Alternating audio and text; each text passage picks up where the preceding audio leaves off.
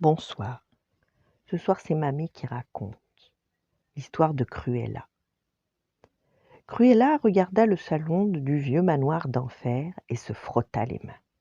La pièce était remplie de petits dalmatiens. Où qu'elle pose son regard, Cruella pouvait voir des taches, des taches, des taches, ces taches tant adorées. Son rêve s'était réalisé.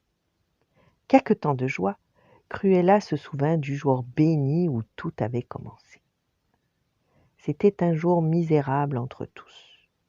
Cruella avait cherché une fourrure toute la matinée, dans les boutiques, et elle n'avait rien trouvé qui lui plaise.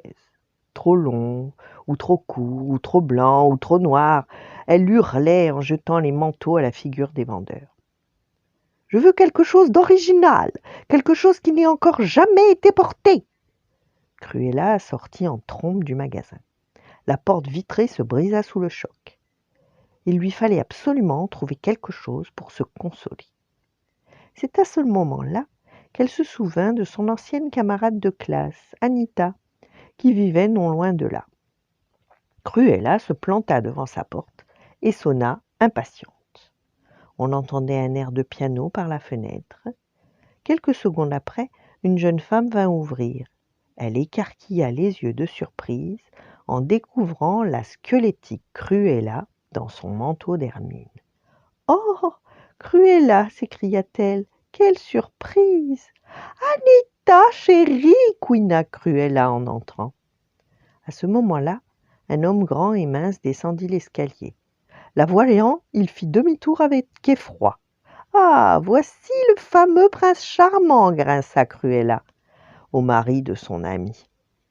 Roger se renfrogna.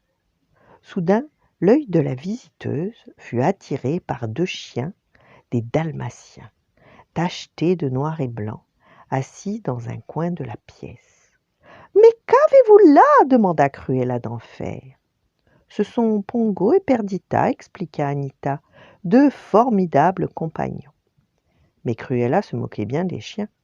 Elle regardait leur pelage, ni trop long, ni trop court, ni trop blanc, ni trop noir, il était parfait.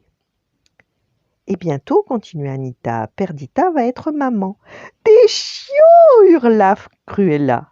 Une idée lumineuse lui dessinait un sourire diabolique.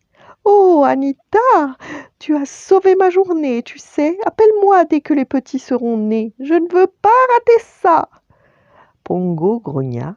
Cruella ne le remarqua pas.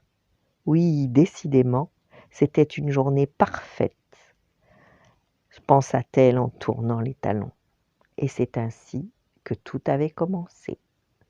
Voilà, bonne nuit, faites de beaux rêves et à demain.